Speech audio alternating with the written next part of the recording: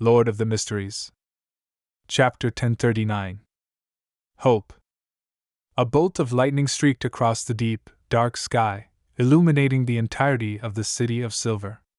However, it didn't last too long, and it soon disappeared into the darkness, returning the world to its pitch-black state. After Derek Berg opened his eyes, he immediately got off the bed and dashed for the door. He slowed down his pace as he walked, his expression clearly conflicted. How should I mention the Creator's relic to the chief? Directly tell the chief that an item has caught my eye? No. Although, according to Mr. Hangman, the chief has a tacit understanding towards such matters, I can't be too direct. Derek was always a thin-skinned youth. Even when his parents were alive, he seldom made requests for items. He paused in place, seriously trying to recall the discussions with Miss Justice, Mr. Hangman, and the rest of the Tarot Club members, hoping to imitate them and find a reasonable excuse. After simulating the possible developments all day, Derek bit his lip and decided to be direct. Carrying Thunder God's roar, he pulled open the door, entered the streets, and headed for the Twin Towers that was north of the city. Along the way, many City of Silver residents came out of their houses, wearing smiles as they gathered at the training field. This period of time was the harvesting season for Blackface Grass, a festival for the City of Silver to offer sacrificial offerings to the Creator. It was also one of the rare days when people could feel happy deep down in a darkness with harsh survival conditions. Seeing children who were skipping about and adults wearing black-faced grass amulets and rings while hearing their discussions and singing, Derek's heart calmed down as his footsteps grew firmer. Coming to the spire of the Twin Towers, he passed the message and met the chief of the 6-member council, Colin Iliad, in a particular room at the top of the tower. This demon hunter was messy and grizzled as always, having not put effort into combing it. The wrinkles on his face were rather deep, leaving behind either deep or distorted old scars. His light blue eyes were deep with experience, as though they could see through a person. After Derek saluted him, he nodded and said, "How's your grasp of the Priest of Light potion?" This was referring to the spirituality convergence and the corresponding familiarity with the various theurgical spells. Derek answered in a frank manner, "Almost grasped it. Yes, there's no rush. The other members of the expedition team have yet to make preparations. They still need a certain amount of time, just like Lovia. She's gathering and searching for the ingredients needed for her advancement." Colin Iliad gave a casual mention. Indeed, Elder Lovia will also participate in the expedition to the Giant King's court. She's trying to become a demigod? Derek was taken aback as he asked without hiding anything. Elder Lovia has the subsequent potion formula? This was a problem that had plagued this shepherd elder all this time, preventing her from becoming a demigod for years. Yes. Colin gave an affirmative answer, but he didn't provide an explanation. He instead asked, "Is there something this time?" Derek turned anxious when he heard this. He didn't make a request, but rather directly said, "Your Excellency, I discovered a relic of the Creator.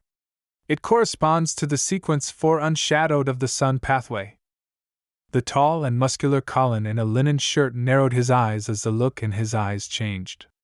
Those complex and indescribable emotions made Derek freeze on the spot, causing him to momentarily forget what he was about to say next. Amidst an indescribable silence, Demon Hunter Colin said in a deep voice, "Relic?" Derek's pupils constricted as he realized that he accidentally mentioned something of great significance. He had felt pain that the Creator had been eaten for a very long time, knowing that he had completely fallen, never to return again. This made him develop the illusion that it was common sense. Faced with the chief's question and gaze, Derek fell silent, momentarily at a loss for an explanation. He hesitated for a few seconds and finally opened his mouth with great difficulty. "Yes, relic. The kings betrayed the Lord." He subconsciously used the term the ecclesiastic at Afternoon Town had used in referring to the kings of angels. Colin looked at Derek, his light blue eyes seemingly losing focus temporarily. This demon hunter remained silent for a long while, and after nearly a minute did he calmly say, "Got it." His voice subconsciously turned deeper. He didn't ask where the relic of the creator that Derek had discovered, or what it looked like and what its use was. His eyes regained their depth as he didn't continue the topic. Instead, he said, "You've already become a Sequence 5. You have the right to know what holy sealed artifacts the City of Silver has. Once you're able to converge your spirituality and fully grasp the theurgical spells, I'll give you the corresponding information and take you to the place where they're sealed. If you have an affinity with one of the holy sealed artifacts and can reduce its negative effects, you can wield one." The affinity he mentioned here referred to the similarity between Derek's psyche and the remnant high sequence Beyonder's psyche mark on the sealed artifact. It could reduce the terrifying negative effects by deceiving it to a certain degree.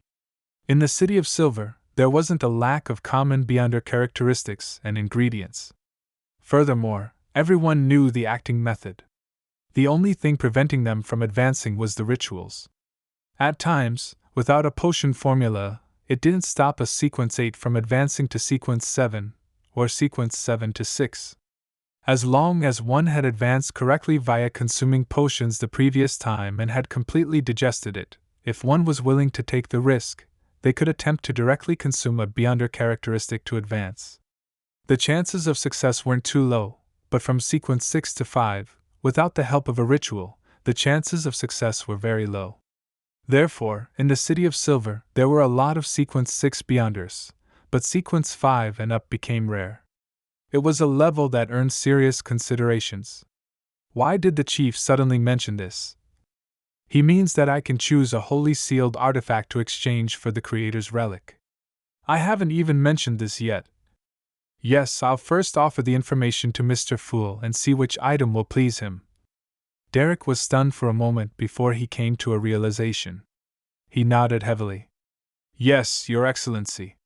He didn't say anything else as he bade farewell and prepared to participate in the harvest. Demon Hunter Colin watched his figure disappear as he slowly walked to the window and cast his gaze at the altar near the training field. There were already many people gathered there. They were circling the Creator's altar, and they were using ancient dances to please the deity. Others were singing praises of the mighty existence. They had obvious smiles on their faces, their eyes brimming with hope and anticipation. It was as if the Creator would return if they held on for a few more years, and all hardships would come to an end. Such expectations had been repeatedly shattered in the past 2 to 3 millennia, but it rose up, again and again, to support their hearts in resisting the despair and burdens. Colin Iliad stood by the window and watched intently. Backlund, Beauclun Street. After returning from above the grey fog to the real world, Klein's heart felt heavy. Emperor Rosel's diary page allowed him to understand the secrets of the Spectator. He understood how dangerous it would be for him to continue investigating the king. Even with the Church of Evernight and the goddess's blessings, it wouldn't be completely safe. It mainly has to do with the goddess's digesting of the death pathway's uniqueness. She won't be able to descend for quite a long period of time. I hope the Lord of Storms and the God of Steam and Machinery can react in a timely manner at the critical moment. Regardless, with Mam Ariana, Will Alsepton, and Pallas Zoroast, even against the King of Angels, it isn't an outcome that spells certain doom. Even if I were to die, they still have a chance of grabbing my corpse. The longer I hold on, the higher the odds of my survival will increase.